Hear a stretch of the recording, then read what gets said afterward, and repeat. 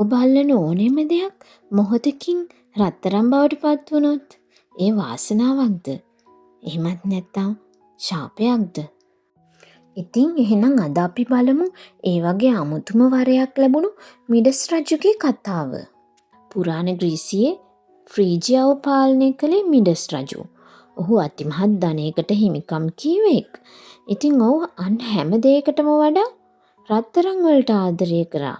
ඔහු හැම විටම හිතුවේ Tamanට මීට වඩා ධනයක් තිබිය යුතු බව.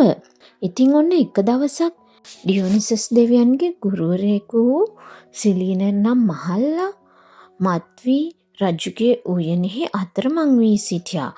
ඉතින් රාජපුරුෂයන්ට ඔහුව හමු වී රජු වෙත ගෙන ගොස් බාර දුන්නා. මිඩස් රජු ඔහුට ඉතා ගෞරවයෙන් සංග්‍රහ කර නැවත දෙවියන් වෙතට ආරක්ෂිතව පිටත් කර හැරියා. මේ ගැන සතුටු වූ ඩියෝනිසස් දෙවියන් මිඩස් රජුට කැමැති වරයක් ඉල්ලන්නයි පැවසුවා.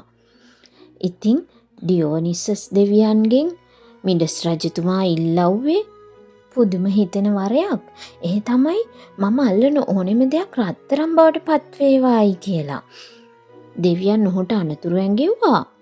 රජුගේ දැඩි ඉල්ලීම නිසා එම වරය ලබා දුන්නා. රජතුමා ඉතා සතුටු වුණා. ඔහු අල්ලන හැම දෙයක්ම මොහොතකින් රත්තරන් බවට පත් වුණා. ගස්, ගල්, මල්, මාලිගාවේ තියෙන හැම දෙයක්ම වගේ. ඉතින් රජුට තේරුණා තමා ලොව සිටින ධනවත්ම පුද්ගලයා බවට පත් වුණා කියලා. ඉතින් රජතුමා බොහෝසෙයින් සතුටට පත් වුණා. නමුත් සැබෑ ප්‍රශ්නය පටන් ගත්තේ ඔහු ආහාර ගැනීමට උත්සාහ කළ විට.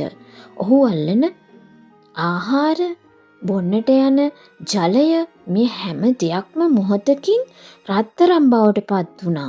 ඔහුට තේරුණා ඔහුට ආහාර ගැනීමට නොහැකි බව.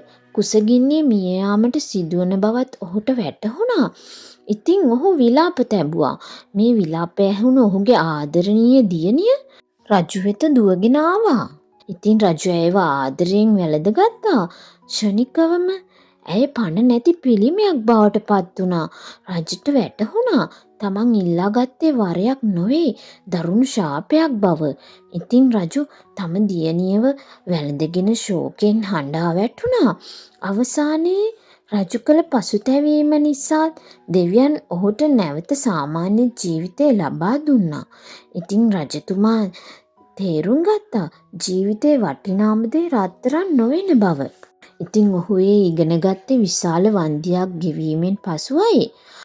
ඉතින් මිඩස් රජුගේ මේ අමුතු වරය ගැන ඔබ මොකද හිතන්නේ? ඔයාලටත් මේ වගේ වරයක් ලැබුණොත් ඔයාලා මොකද කරන්නේ? ඉතින් ඔයාලගේ අදහසත් කමෙන්ට් කරගෙන යන්න. දිගටම මේ වගේ වීඩියෝස් බලන්න මාව සබ්ස්ක්‍රයිබ් කරලා තියාගන්න. ඕගොල්ලන්ගේ අදහසත් කමෙන්ට් කරන්න. ගොඩක් ස්තුතියි.